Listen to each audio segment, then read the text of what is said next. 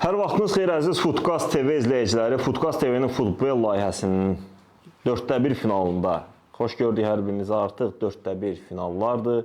2 oyun keçib, 3-cü oyunda Kamran Elsəvərə qarşı mübarizə aparacaq.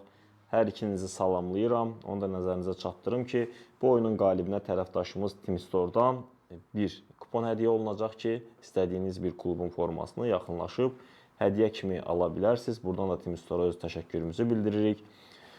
Xoş gördük hər ikinizi. Kamran, buyur səndən başlayaq. 2 oyunda qalib gəlmisən, 3-cü oyunundur. Hər birinizi salamlayıram. Düşünürəm ki, yarışın favoritlərindən birinə qarşılaşmışam, amma bu dəfəki oyun digərləri kimi olmayacaq. Yəqin ki, biraz başa-baş maraqlı oyun gedər. Rəqibimin biraz daha şanslı görürəm, amma bilmək olmaz. Əlbəttə ki, bu oyundur. Elsəvər, buyur səni dinləyək. Hamı sənin favorit görür nəsə. Gözləyəcək axırda. Mən Kamrana uğurlar arzulayıram. Rəqibi analiz eləmişəm. Gərgin oyun olacaq və yarış bundan sonra başlayır hər kəs üçün.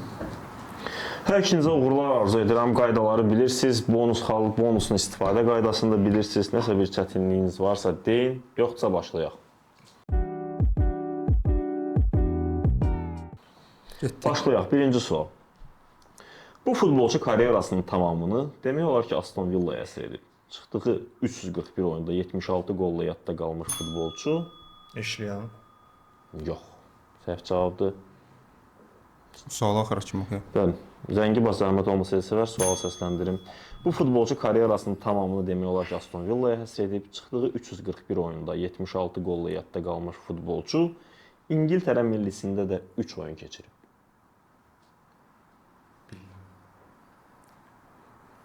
Cavab var Elsəvər. Agbon Lahor. Bəli, Agbon Lahordan söhbət gedirdi. Bəli, ilk düzgün cavab. Keçid alırıq ikinci suala. Herbert Chapmanın məşhur 3-2-2-3 taktiki düzülüşü 1925-ci ildə hansı spesifik qayda dəyişikliyinə birbaşa cavab olaraq yaradılmışdı? Bir də. Olsun. Bir də oxuyaq zəhmət olmasa. Sualı yenidən səsləndirirəm o zaman. Herbert Chapmanın məşhur WM 3-2-2-3 taktiki düzülüşü 1925-ci ildə hansı spesifik qayda dəyişikliyinə birbaşa cavab olaraq yaradılmışdı? Offside. Bəli, doğru cavab idi. Offside qaydasına cavab olaraq yaradılmışdı və 1-1 də hesab. Üçüncü suala keçid alırıq.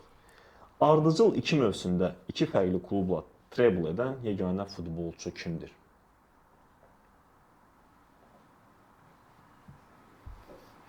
Ardıcıl 2 mövsümdə 2 fərqli klubla treble edən futbolçudan söhbət gedir.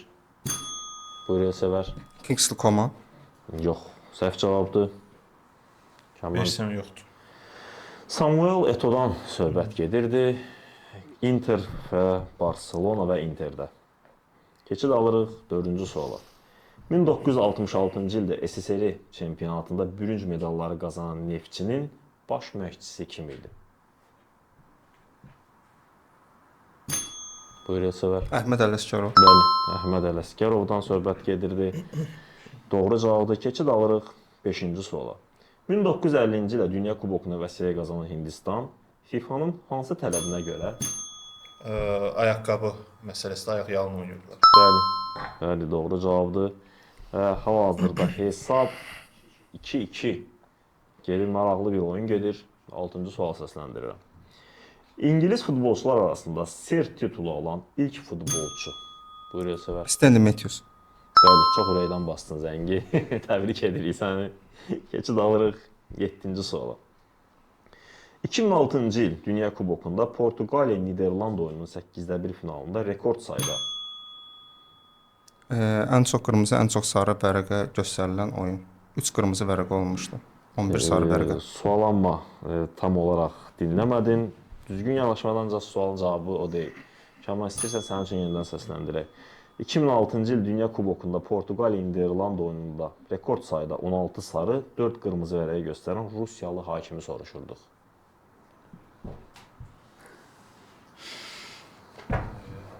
Elsəvər peşmanı tez bastığına görə. Səs yadıma düşəcək, yadımdan çıxıb. Elsəvər, yoxsa Kamran cavabını Kesin. Elsəvərdən alaq, ancaq cavab olaraq sayılmayacaq. Valentin Ivanov. Bəli, Valentin İvanovdan söhbət gedirdi. Keçid alırıq 8-ci suala. Diqqətlə dinləyin, məncə maraqlı bir sualdır.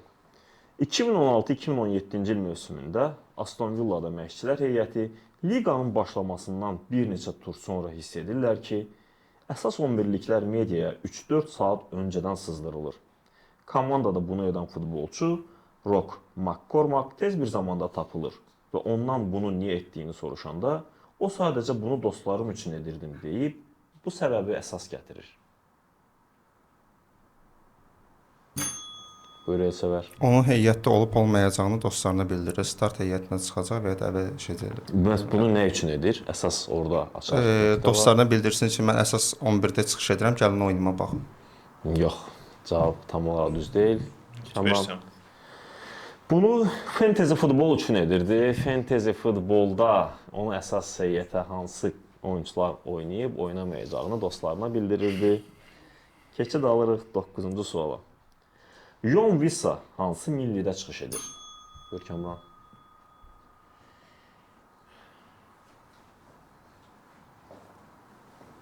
Kongo. Bəli, Kongo Demokratik Demokratik Respublikasında çıxış edir və 10-cu sual. 21-ci əsrdə Newcastle klubunun liqada göstərdiyi ən yaxşı nəticə hansı mövsümdə qeydə alınıb? Buyur Kamran.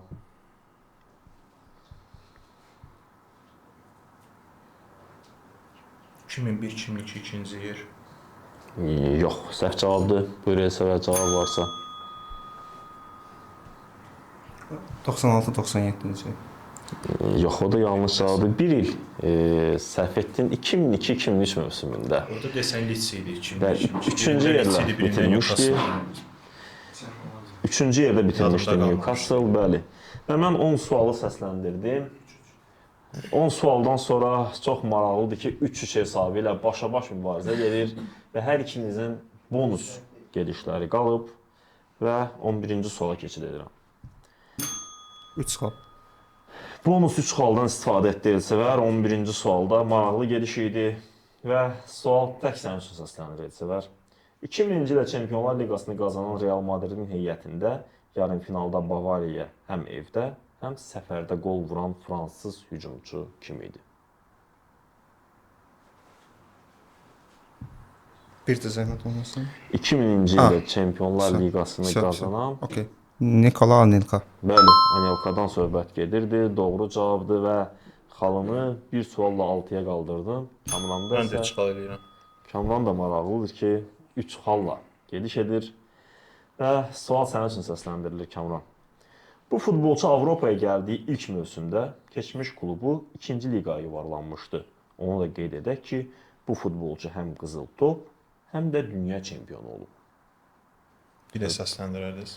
Bu futbolçu Avropaya gəldiyi ilk mövsümdə keçmiş klubu 2-ci liqaya yuvarlanmışdı. Futbolçu Avropaya gələndə keçmiş klubu 2-ci liqaya yuvarlanıb.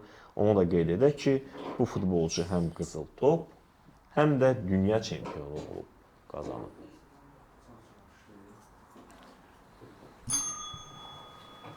Ronaldinho. Bəli, Ronaldinho'dan söhbət gedirdi. Grêmio 2-ci liqaya düşmüşdü Ronaldinho PSG-yə gəldiyi mövsüm. Doğrudan da çox maraqlı və amansız mübarizə gedir. Hesab, yəni 2 sualdan sonra birbaşa 6-6 oldu və biz keçid alırıq 13-cü suala. Premyer Liqa tarixində qızıl butsu 2 fərqli klubun heyətində qazanan oyunçular 3 nəfərdir. Van Persie və Alan Shearer'i tapmaq. Cavab yoxdursa, buyur Kamran, səni dinləyirik. Van Persie deyirəm. Yox, Van Persie'ni mən sualda oxudum. Mən sizə cavab versəm mənfi gələcək. Yox, səngi var, sənin üçün sualı yenidən səsləndirim. Premyer Liqa tarixində qızıl butsu 2 fərqli klubun heyətində qazanan oyunçular 3 nəfərdir. Van Persie və Alan Shearer'i tapmaq bəlkə də asan olardı. Digər futbolçunu tapın. Cavab var Elsəvər? Okay. Emmanuel Adebayor. Yox, səhv cavabdır. Floyd Hasselbankdan söhbət gedirdi. Hasselbankın adını deməliydik. Hasselbank da 2 fərqli Leeds və Chelsea ilə qazanıb. Və yerdə 7 sual qalıb. Hesab hələ də bərabərdir. 6-6 hesabı ilə davam edirik. Və mən 14-cü sual səsləndirirəm. 1966-cı Dünya Kubokundan əvvəl Jules Rimet kuboku Londonda uğurlanmışdı. Kuboku tapan buyur Elsəvər. İt tapmışdı. Cavab tam İtin olaraq. adı. İtin adı.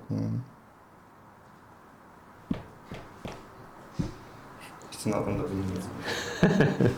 Kamran, sən zəngi bas, istəyirsənsə sualı səsləndirim. Elə itin adlı soruşulur, ancaq sualı yenidən səsləndirim. Yenidən səsləndirir. 1966-cı Dünya Kubokundan əvvəl Jules Rimet kuboku Londonda uğurlanmışdı.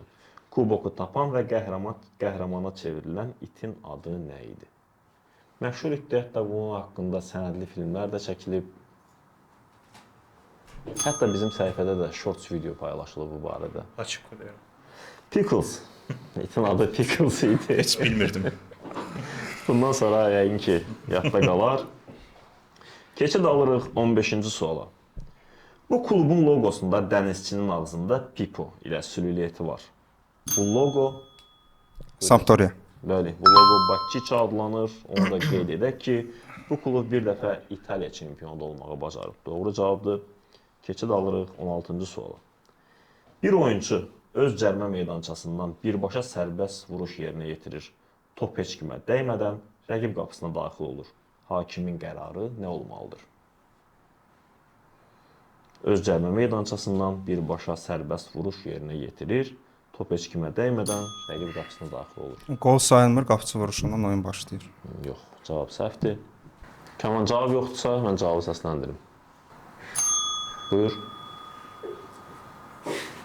Hakim topu əlinə buraxır.